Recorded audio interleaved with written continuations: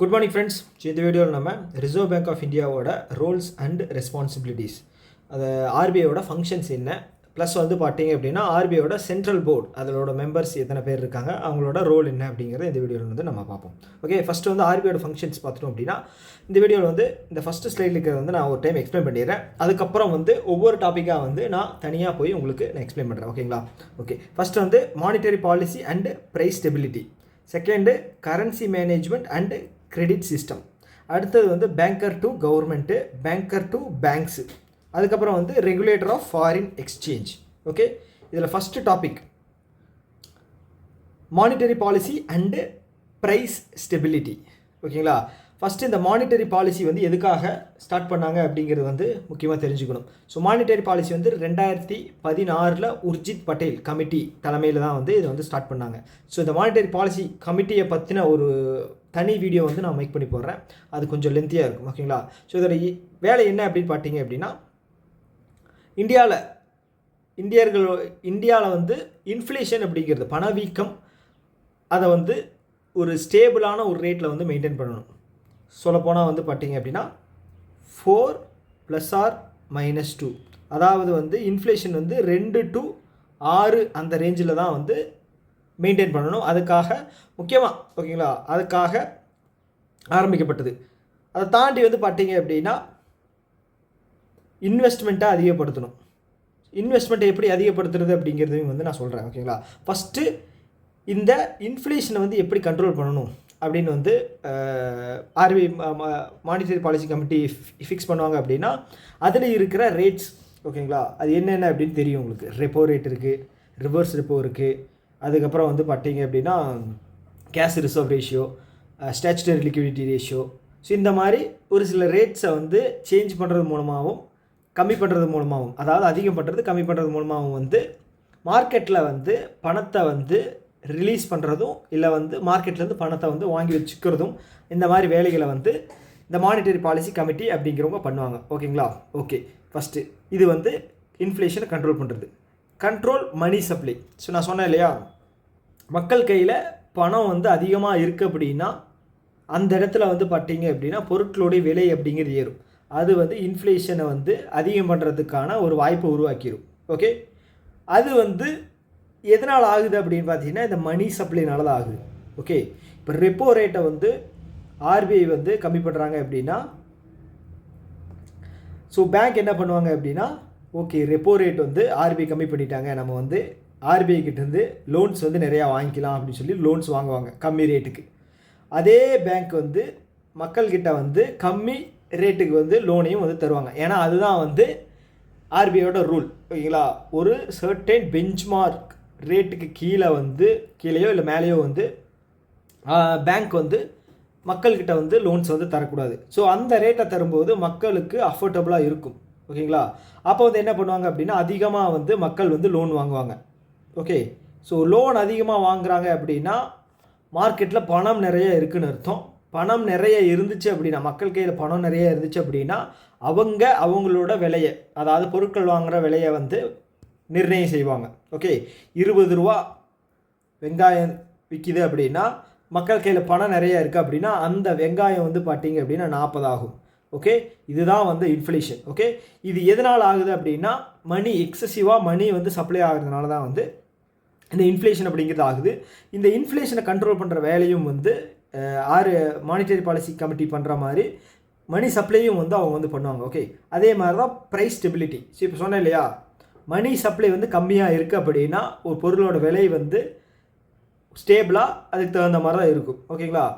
Over எக்ஸசிவாக வந்து supply ஆகுறதுனால வந்து price stability அப்படிங்கிறது வந்து ரொம்ப அடிவாகும். ஓகேங்களா? இந்த வெங்காயம் ப்ரைஸ் பார்த்தோம் இல்லையா, அந்த மாதிரி தான். ஓகே, ஸோ இந்த மூணுமே வந்து மானிட்டரி பாலிசி கமிட்டியோட அவுட்புட்டாக வந்து வரக்கூடிய விஷயங்கள்.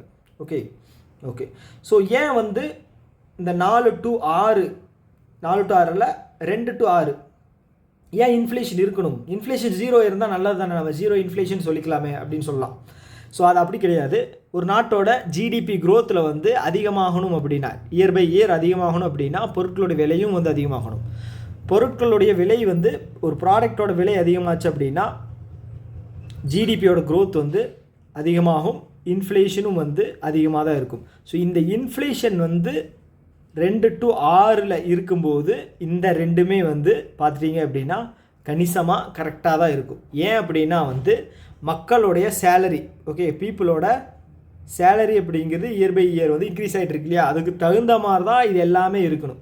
ஓகே, ஜிடிபியை வந்து நம்ம உற்பத்தி அதிகம் பண்ணுறது மூலமாக வந்து இன்க்ரீஸ் பண்ணோம் அப்படின்னா அது நல்ல ஜிடிபியாக வந்து நம்ம அதை சொல்லலாம். ஓகே ஓகே செகண்ட் வந்து பார்த்துட்டிங்க அப்படின்னா கரன்சியை வந்து இஷ்யூ பண்ணுறது. ஓகே, ஒரு நாட்டில் வந்து எவ்வளோ பணம் இருக்கணும், எவ்வளோ மணி சப்ளை இருக்கணும் அப்படின்னு சொல்லி ஆர்பிஐ வந்து டிசைட் பண்ணுவாங்க. ஓகே, அது மூலம் ஆர்பிஐ மூலமாக தான் வந்து பணம் அப்படிங்கிறத வச்சுட்டு வெளியிடப்படும். அந்த வேலையை வந்து பார்த்துட்டிங்க அப்படின்னா ஆர்பிஐ தான் பண்ணுவாங்க. அதனால தான் அவங்க வந்து ஆர்பிஐ இஷ்யூவர் ஆஃப் கரன்சி அப்படின்னு சொல்கிறோம். ஓகேங்களா.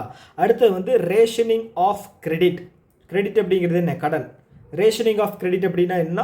பங்கிட்டு கொடுத்தல். எந்த துறைக்கு வந்து எந்த நேரத்தில் வந்து கரெக்டாக போகணும், எவ்வளோ பணம் போகணும் அப்படின்னு சொல்லி அறிவிப்பாங்க. உதாரணத்துக்கு வந்து பேங்க் வந்து பார்த்துட்டிங்க அப்படின்னா அவங்கக்கிட்ட ப்ரையாரிட்டி செக்டார் லெண்டிங் அப்படிங்கிற ஒரு டூல் இருக்குது. ஸோ இந்த ப்ரையாரிட்டி செக்டார் லெண்டிங் மூலமாக வந்து அக்ரிகல்ச்சர், எம்எஸ்எம்இ, அப்புறம் வந்து வீக்கர் செக்ஷன்ஸ் இருப்பாங்க இல்லையா, எஸ்சி எஸ்டி, அப்புறம் வந்து உமன் லெட் இண்டஸ்ட்ரி, ஸோ இதுக்கு எல்லாமே வந்து பார்த்துட்டிங்கன்னா ப்ரையாரிட்டி கொடுத்து அவங்களுக்கு வந்து அமௌண்ட்டை வந்து கொடுக்கறதா வந்து அவங்களோட வேலை. ஓகேங்களா. இதுக்கு பேர் தான் வந்து rationing of credit. Okay, suppose இன்னொரு உதாரணத்துக்கு சொல்லணும் அப்படின்னா இப்போ ஹோம் லோனை வந்து கம்மி பண்ணணும் அப்படின்னு வந்து முடிவு பண்ணிட்டாங்க. எல்லாருக்கும் ஹோம் லோன் போகக்கூடாது. ஏன்னா வந்து ஆல்ரெடி நிறைய ஹோம் லோன் மூலமாக வந்து என்ன சொல்கிறது, ரியல் எஸ்டேட் பிஸ்னஸ் வந்து ரொம்ப பீக்கில் போயிட்டுருக்கு, ஒரு சைடே போய்கிட்டு இருக்கிற மாதிரி இருக்குது அப்படின்னு அவங்க ஃபீல் பண்ணாங்க. அப்படின்னா இதில் வந்து பார்த்திங்கன்னா அந்த டவுன் பேமெண்ட், ஓகேங்களா, இப்போ பேங்க்கு கொடுக்குற லோனில் வந்து பார்த்துட்டிங்க அப்படின்னா ஒரு வீட்டோட எஸ்டிமேஷன் வந்து 70 கோடி இருக்குதுன்னு வச்சுங்களேன். ஃபஸ்ட்டு ஓகே, நாங்கள் 10% போக நாங்கள் 90%க்கான லோன் வந்து தர்றோம் அப்படின்னு சொல்லுவாங்க. ஸோ இப்போ வந்து இதை கண்ட்ரோல் பண்ணோம் அப்படின்னா, இல்லை நீங்கள் வந்து 40% உங்கள் கை காசை போடுங்க, நாங்கள் வந்து 60% மட்டும் தான் லோன் தருவோம் அப்படின்னு சொல்லும்போது அந்த பாசிபிலிட்டி அப்படிங்கிறது வந்து கம்மி பண்ணுறாங்க. ஸோ எல்லாருமே வீடு கட்டணும் அப்படிங்கிற அந்த ஒரு இதை வந்து கம்மி பண்ணுறாங்க. ஓகேங்களா. ஓகே, ஸோ இப்படி தான் வந்து இந்த ரேஷனிங் ஆஃப் கிரெடிட் அப்படிங்கிறது ஒர்க் ஆகுது. அடுத்தது பேங்கர் டு கவர்மெண்ட். ஓகே, கவர்மெண்ட்டோட accounts, central government, state government employees இருப்பாங்க இல்லையா, ப்ளஸ் வந்து இதோட பேங்க்கோட கவர்மெண்ட்ஸ் எல்லாமே வந்து மெயின்டைன் பண்ணி அதை வந்து ப்ராப்பராக வச்சுக்கிறது வந்து பார்த்துட்டிங்க அப்படின்னா ரிசர்வ் பேங்க் தான். ஓகே, அதுக்கப்புறம் கவர்மெண்ட்டுக்கு வந்து எப்போல்லாம் வந்து பிரச்சனை இருக்குது, அட்வைஸ் தேவைப்படுது அப்படிங்கும்போது வந்து ரிசர்வ் பேங்க் ஆஃப் இந்தியா தான் வந்து ஃபினான்ஷியல் அட்வைசஸ் வந்து கவர்மெண்ட்டுக்கும் தருவாங்க. அது ஸ்டேட் கவர்மெண்ட்டாகவும் வேணாலும் இருக்கலாம், சென்ட்ரல் கவர்மெண்ட்டாகவும் இருக்கலாம். ஓகே, அதே மாதிரி வந்து அரசினுடைய கடன்களை வந்து மேனேஜ் பண்ணுறதும் வந்து ரிசர்வ் பேங்க் ஆஃப் இந்தியா தான். ஓகே, ஆல்ரெடி சொன்ன மாதிரி தான், எப்போவாவது கடன் தேவைப்படுது அப்படின்னா கவர்மெண்ட்டுக்கு ஆர்பிஐ வந்து அவங்களுக்கு கடன் கொடுப்பாங்க. ஓகேங்களா. ஓப்பன் மார்க்கெட் ஆப்ரேஷன் அப்படின்னு சொல்லலாம். ஓப்பன் மார்க்கெட் ஆப்ரேஷன் மூலமாகவும் சரி, ப்ளஸ் வந்து பார்த்திங்க அப்படின்னா WMA. ஓகேங்களா, இது வந்து means and wage advances. Okay, means and wage advances. So இது மூலமாக வந்து கடன் கொடுப்பாங்க. OMO அப்படிங்கிறது வந்து செக்யூரிட்டிஸ். ஓகே, கவர்மெண்ட்டோட செக்யூரிட்டிஸ் ஆர்பிஐ வாங்கி மார்க்கெட்டில் விற்று அந்த பணத்தை வந்து கவர்மெண்ட்டுக்கு தருவாங்க. இதில் MWAவில் வந்து பார்த்துட்டிங்க அப்படின்னா டைரெக்டாகவே வந்து கடன்களை வந்து கவர்மெண்ட் வந்து தரும், அதாவது ஆர்பிஐ வந்து கவர்மெண்ட்டுக்கு தரும். ஓகேங்களா. அதை தாண்டி வந்து கவர்மெண்ட்டோட ஷேர் அப்படிங்கிறது வந்து டிவைடெண்ட்டாக வந்து இயர்லி ஃபினான்ஷியல் இயரில் வந்து ஆர்பிஐ வந்து டிவைடெண்ட்டாகவும் வந்து கவர்மெண்ட்டுக்கு வந்து தருவாங்க. ஓகே, ஸோ அடுத்தது வந்து banker to banks. Okay, banker to இப்போ எல்லாம் நம்ம என்ன சொல்கிறது, இப்போ ஷெட்யூல்டு கமர்ஷியல் பேங்க் இருக்குது, அதை தாண்டி வந்து நிறைய பேமெண்ட் பேங்க்ஸு, சில கோஆப்ரேட்டிவ் பேங்க்ஸு இதெல்லாம் இருக்கு இல்லையா. இந்த பேங்க் எல்லாம் வந்து ஒரு ரெகுலேட்டரி பாடியாகவும் ஒரு பாஸாகவும் வந்து இருக்கிறது வந்து ஆர்பிஐ தான். ஓகேங்களா.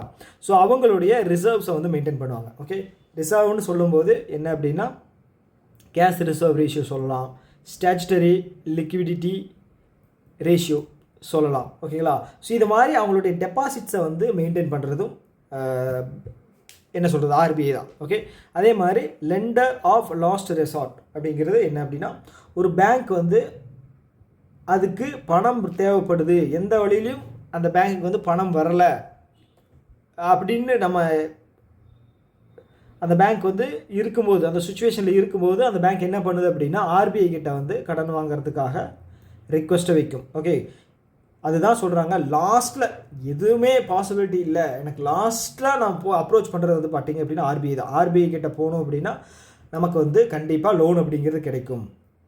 ஓகேங்களா, அதனால் வந்து தான் சொல்லுவாங்க ஆர்பிஐயை பேங்க்குக்கு எல்லாமே வந்து என்ன சொல்கிறது, லெண்டர் ஆஃப் லாஸ்ட் ரெசார்ட் அப்படின்னு சொல்லுவாங்க. ஓகே.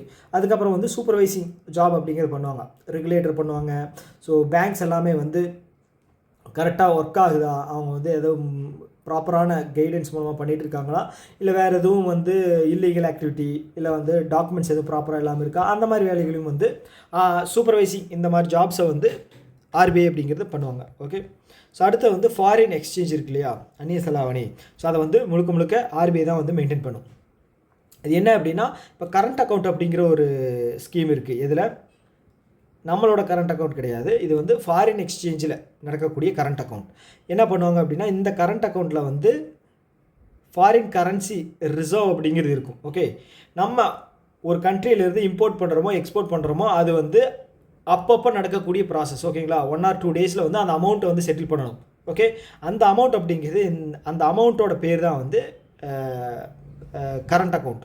ஓகே, ஸோ இந்த கரண்ட் அக்கௌண்ட்டில் ஃபாரின் ரிசர்வ்ஸை, ஃபாரின் கரன்சி இதை வந்து மேனேஜ் பண்ணுறது வந்து ஆர்பிஐ தான் வந்து மெயின்டைன் பண்ணுவாங்க. ஓகே, அதை தாண்டி வந்து கோல்டு அது எல்லாமே மெயின்டைன் பண்ணுறது அதுவும் ஃபாரின் ரிசர்வ் தான். ஓகே, அதுவும் மெயின்டைன் பண்ணுவாங்க. அதே மாதிரி வந்து எக்ஸ்சேஞ்சிங் ரேட் இருக்கு இல்லையா, அதையுமே வந்து என்ன சொல்கிறது ஆர்பிஐ வந்து மேனேஜ் பண்ணுவாங்க. சப்போஸ் வந்து மார்க்கெட்டில் வந்து டாலருக்கு நிகரான இந்தியாவோட மதிப்பு வந்து குறைஞ்சிருச்சு, 85 90க்கு மாறிடுச்சு அப்படின்னா இந்த ப்ரைஸ் ஸ்டெபிலிட்டியை வந்து மேனேஜ் பண்ணுறதுக்காக வந்து ஆர்பிஐ வந்து இங்கே இருக்கக்கூடிய டாலர்ஸை வந்து மார்க்கெட்டில் போட்டு அதை வந்து என்ன சொல்கிறது ஸ்டெபிலைஸ் பண்ணுவாங்க.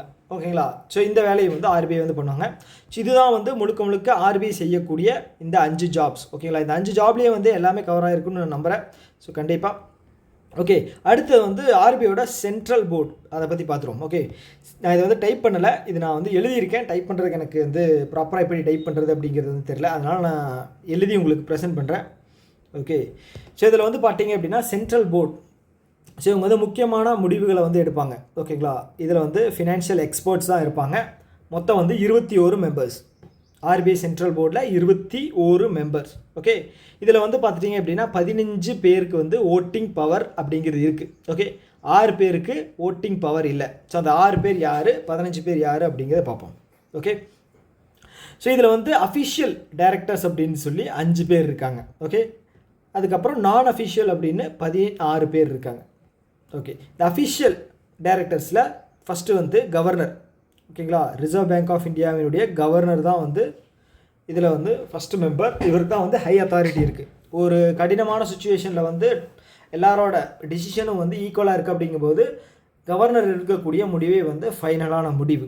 ஓகே, அடுத்தது வந்து பார்த்துட்டிங்க அப்படின்னா டெப்புட்டி கவர்னர்ஸ், அவங்க வந்து 4 பேர் இருக்காங்க. ஸோ இவங்களுக்கு வந்து டிஸ்கஷனில் இருப்பாங்க, இவங்களோட சஜஷன்ஸ் சொல்லுவாங்க, ஆனால் ஓட்டிங் அப்படின்னு வரும்போது இவங்களுக்கு வந்து பவர் கிடையாது. ஓகேங்களா, ஸோ இந்த 6 பேரில் டெபுட்டி கவர்னர்ஸ் 4 பேருக்கு வந்து ஓட்டிங் அப்படிங்கிறது கிடையாது. ஓகே, அடுத்தது நான் அஃபிஷியல் மெம்பர்ஸில் பார்த்தோம் அப்படின்னா கவர்மெண்ட் சைடில் இருந்து ஒரு 10 பேர்த்த வந்து செலக்ட் பண்ணுவாங்க.